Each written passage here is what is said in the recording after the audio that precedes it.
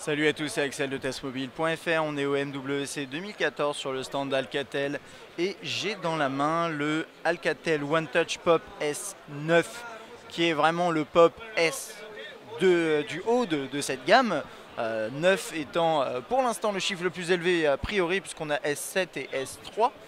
Alors on avait déjà pris en main certains terminaux, il me manquait le S7, on l'a fait et la vidéo est normalement sur YouTube.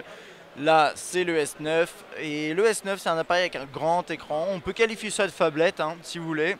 5.9 pouces, c'est un appareil 4G qui sera proposé à 289 € en France. Donc c'est pas excessif pour un écran de cette taille et de la 4G. Au niveau du reste des specs, on est sur un terminal avec 8 Go de mémoire interne, 1 Go de RAM. On peut mettre également une micro SD jusqu'à 32 Go. Il est quad-core 1,2 GHz. Alors il tourne apparemment sur Android 4.3. Bon, on verra ça vite fait dans l'interface tout à l'heure. Il pèse 182 grammes, ce qui est plutôt lourd. Un appareil photo 8 mégapixels à l'arrière, 2 mégapixels à l'avant. Et 5.9 pouces, donc comme je disais au niveau de l'écran, c'est du 720 par 1280. C'est du HD. Donc une densité de pixels qui ne doit pas être énorme. Là j'ai pas la possibilité de la calculer mentalement, je connais pas la formule et je suis mauvais en maths pour parler franchement. Ensuite on a une batterie de 3400 mAh, donc plutôt conséquente. A priori on a une bonne autonomie sur la bête. Et on va passer sur le design du coup. Oups, voilà.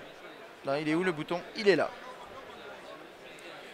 Sortie audio, caméra frontale capteur.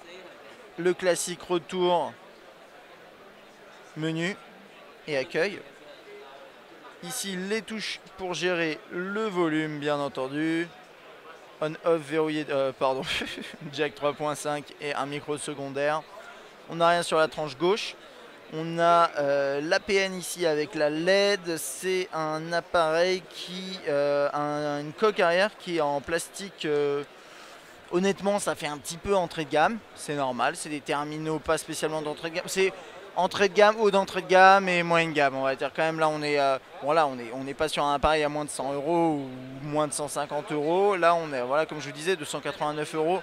C'est pas rien, mais c'est ce qu'on a en fait. Enfin, ça permet d'avoir un grand écran.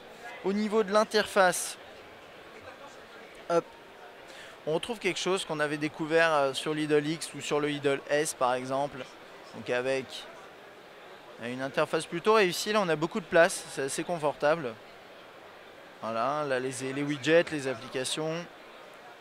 Le menu principal ici. Qu'est-ce qu'on a? Le calendrier. Voilà. Caméra. Avec une interface là qui a l'air d'avoir été légèrement ajustée. Non, c'est à peu près la même chose.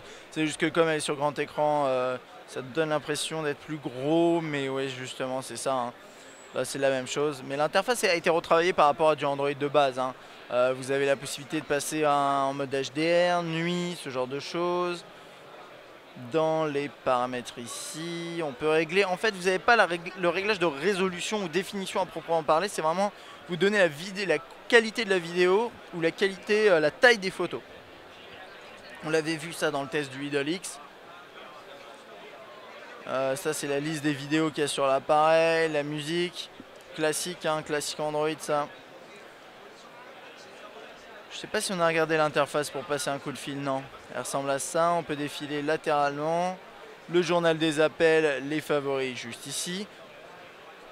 Enfin les favoris, les contacts, excusez-moi. On peut réaccéder bien sûr ici. Et juste un dernier truc avant de, je pense, s'arrêter pour ce gros mobile Alcatel. Alors là on a SwiftKey sur le S7, on l'avait pas, à mon avis vous l'avez de toute façon. Là c'est SwiftKey qui est préinstallé, qui est un des meilleurs claviers pour Android d'après moi. Donc c'est plutôt une bonne chose que Alcatel s'épaule d'une entreprise qui maîtrise vraiment son sujet sur la saisie texte pour proposer un outil qui marche bien. Sinon c'est un appareil qui tourne bien. Côté ergonomie pour une phablette, là c'est un peu compliqué avec la sécurité de bien le prendre en main, mais il n'est pas trop large. Bien sûr à un doigt, une main c'est un peu chaud, vous le manipulez comme ça. Comme d'habitude les phablettes ça s'utilise à deux mains d'après moi. Si vous pensez pouvoir utiliser un appareil de ce type à une main confortablement, vous serez déçu.